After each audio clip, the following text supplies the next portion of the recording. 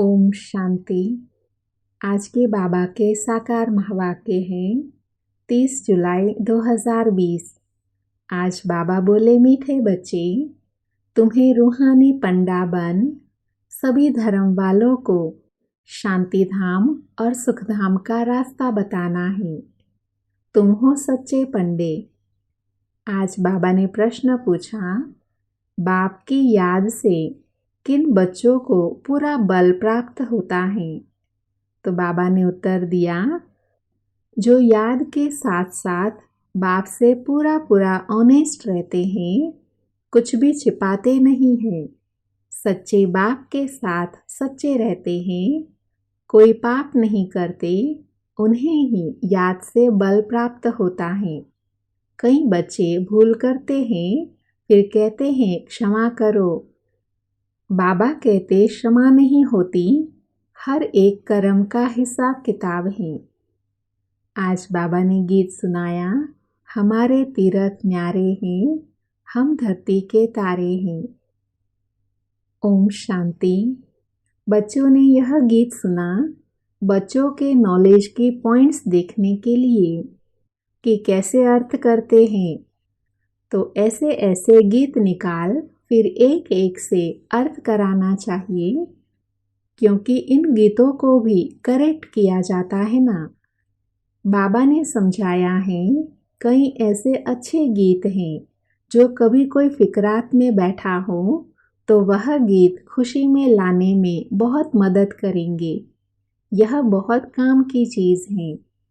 गीत सुनने से जड़ स्मृति आ जाएगी। तुम बच्चे जानते हो बरोबर हम इस धरती के लकी स्टार्स हैं। हमारे यह तीर्थ भक्ति मार्ग वालों से बिल्कुल न्यारे हैं। तुम हो पांडव सेना। उन तीर्थों पर होती है पंडों की सेना। हर एक ग्रुप का अलग अलग पंडा होता है जो ले जाते हैं।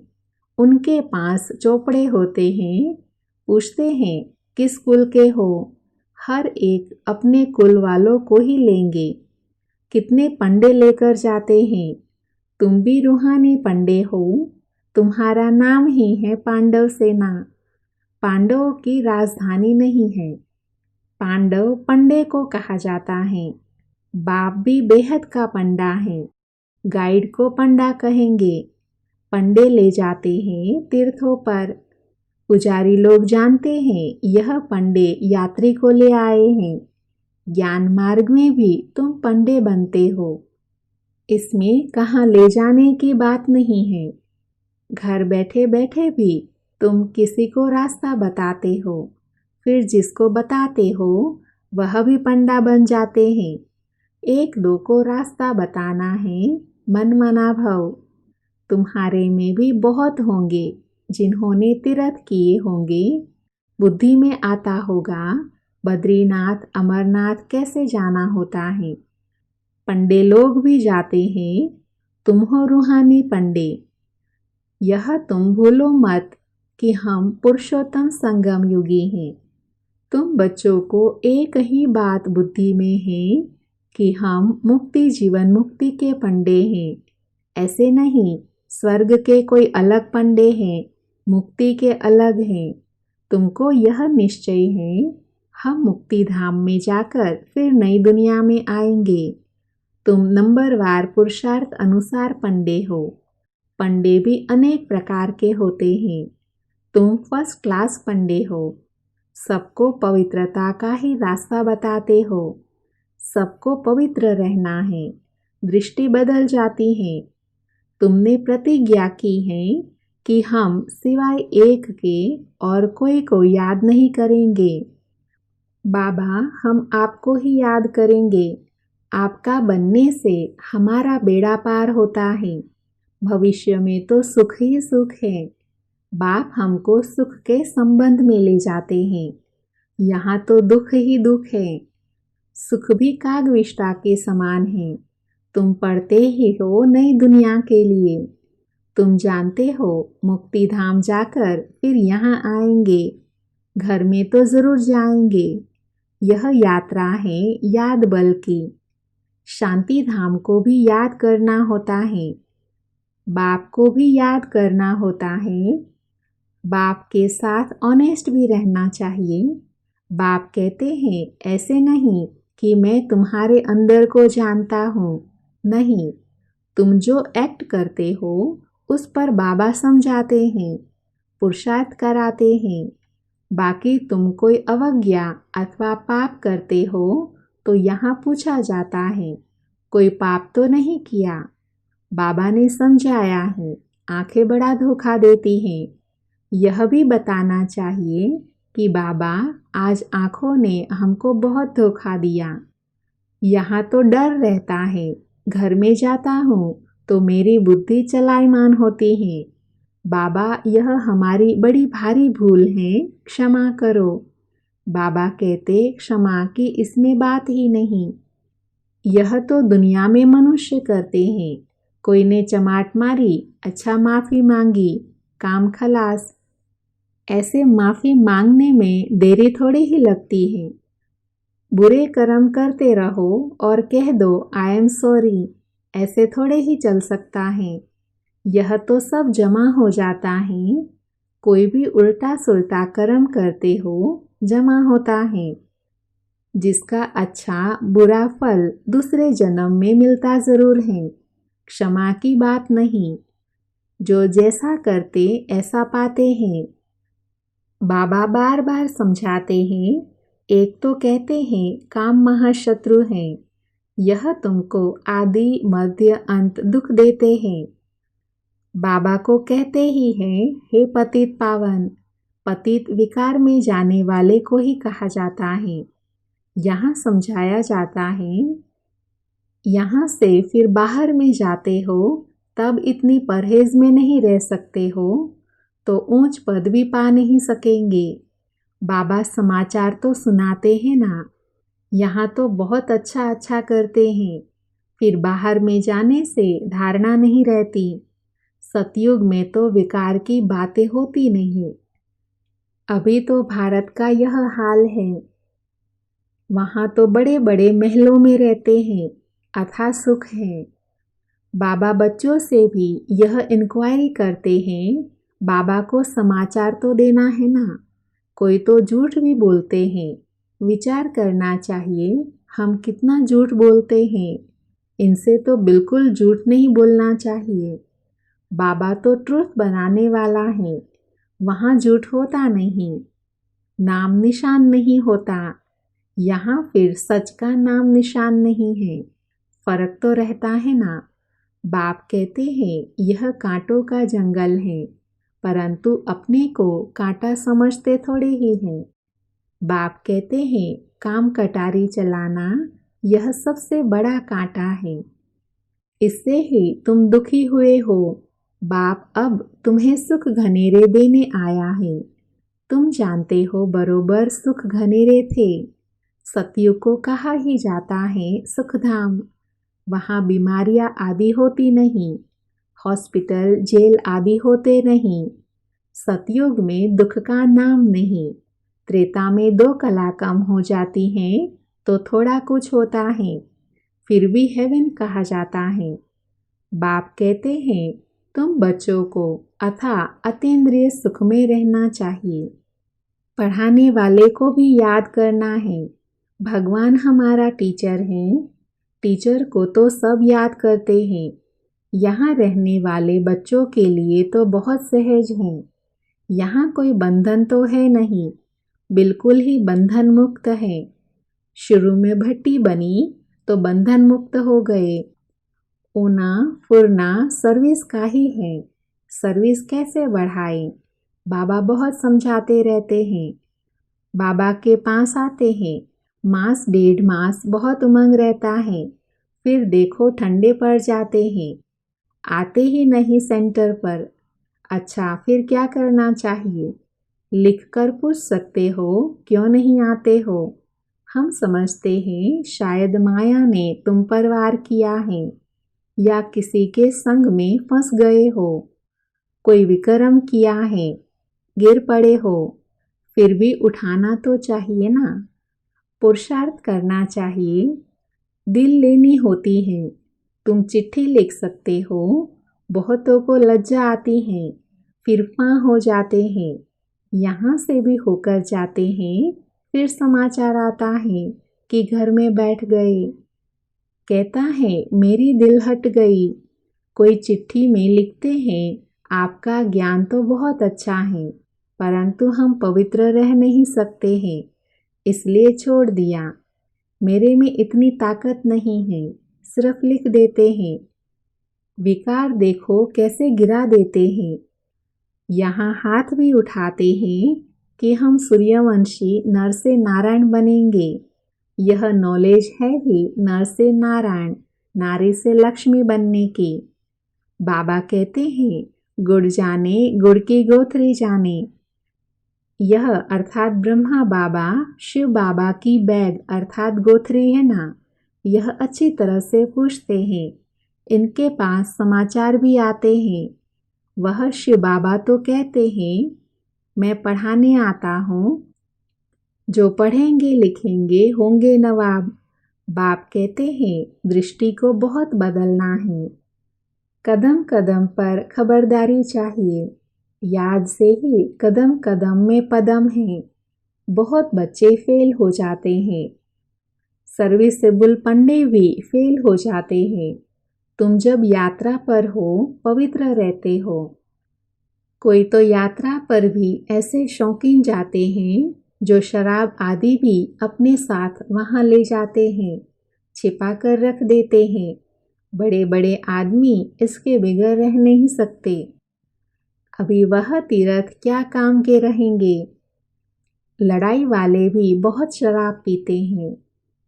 शराब पी जाकर एरोप्लेन सहित स्टीमर के ऊपर गिरते हैं। स्टीमर भी खत्म तो खुद भी खत्म। अभी तुमको मिलता है ज्ञान अमृत, बाकी याद की है मुख्य बात, जिससे ही तुम 21 जन्मों के लिए एवर हेल्दी एवर वेल्दी बनते हो। बाबा ने कहा था यह भी लिख दो 21 जन्म के लिए एवर हेल्दी वेल्दी कैसे बन सकते हो, आकर समझो। भारतवासी जानते हैं बरोबर भारत में बड़ी आयु थी। स्वर्ग में कभी कोई बीमार नहीं होते। स्वर्ग में देवी देवताओं की आयु 150 वर्ष की थी। 16 कला संपूर्ण थे। कहते हैं यह कैसे हो सकता है। बोलो वहाँ 5 विकार होते ही नहीं। वहाँ भी अगर यह विकार होते फिर राम राज्य कैसे होता। देवताएं जब वाम मार्ग में जाते हैं वह भी चित्र तुमने देखे हैं, बड़े गंदे चित्र होते हैं। यह बाबा कहते हैं हमने जो देखा है वह बतलाते हैं। शिव बाबा कहते हैं मैं तो सिर्फ नॉलेज देता हूँ। शिव बाबा ज्ञान की बातें सुनाते, यह अपने अनुभव की बातें सुनाते रहते। 2 है ना, यह भी अपना अनुभव बताते रहते हैं। हर एक को अपनी लाइफ का पता है। तुम जानते हो आधा कल्प से पाप करते आए हो, वहाँ फिर कोई पाप नहीं करेंगे सतयुग में। यहाँ पावन कोई है नहीं। तुम बच्चे जानते हो अभी रियल भागवत चल रहा है। भगवान बैठ बच्चों को नॉलेज सुनाते हैं। वास्तव में होनी चाहिए एक ही गीता।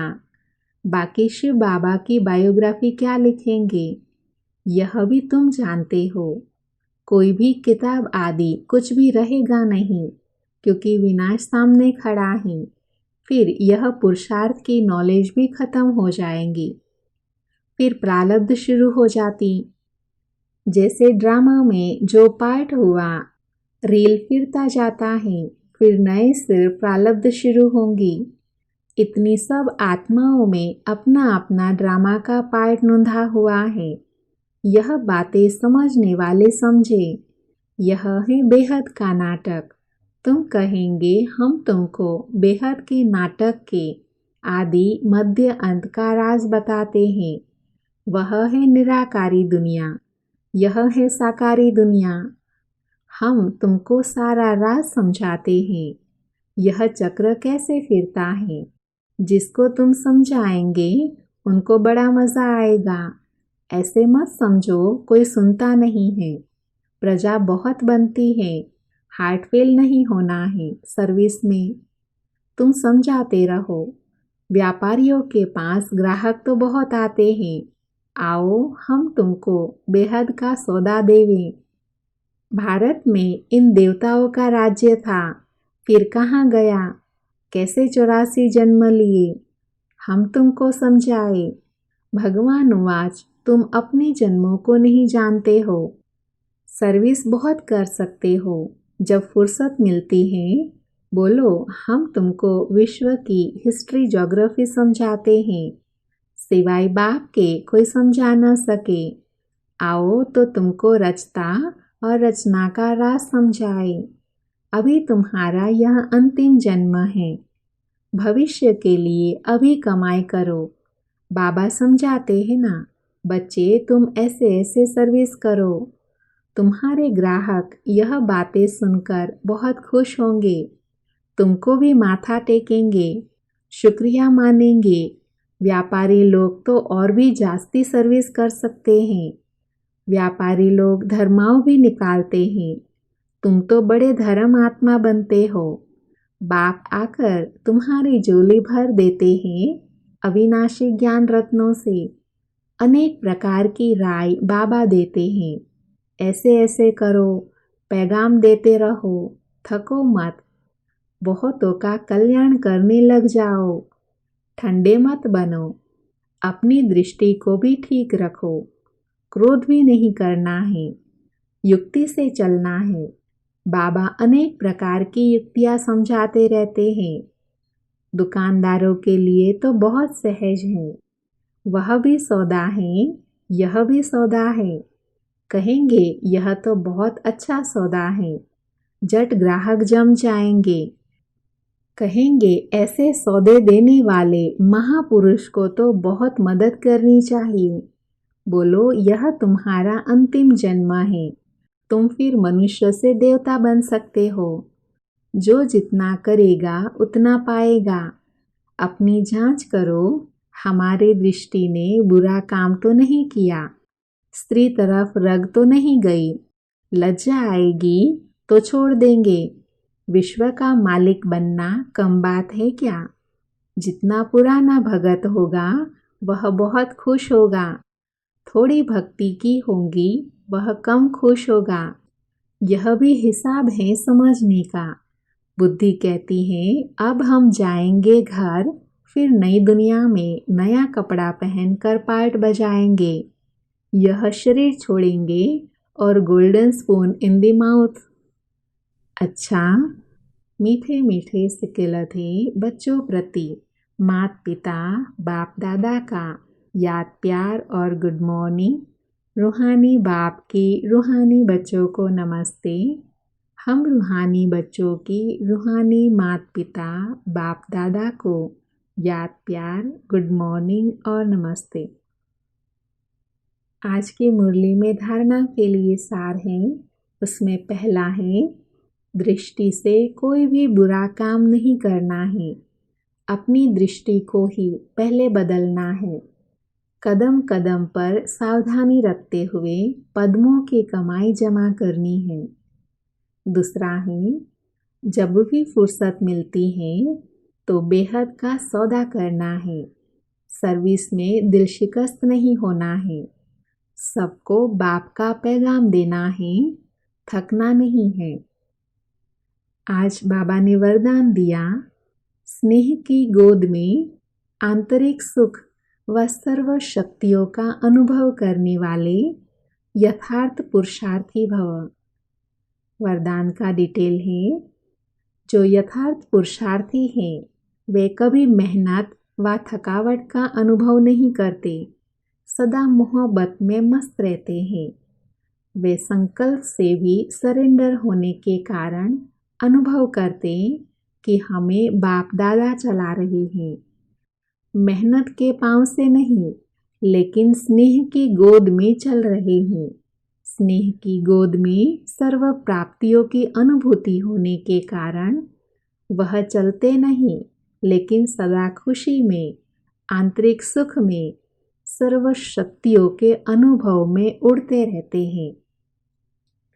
आज का स्लोगन है, निश्चय रूपी फाउंडेशन पक्का है तो श्रेष्ठ जीवन का अनुभव स्वतः होता है। ओम शांति।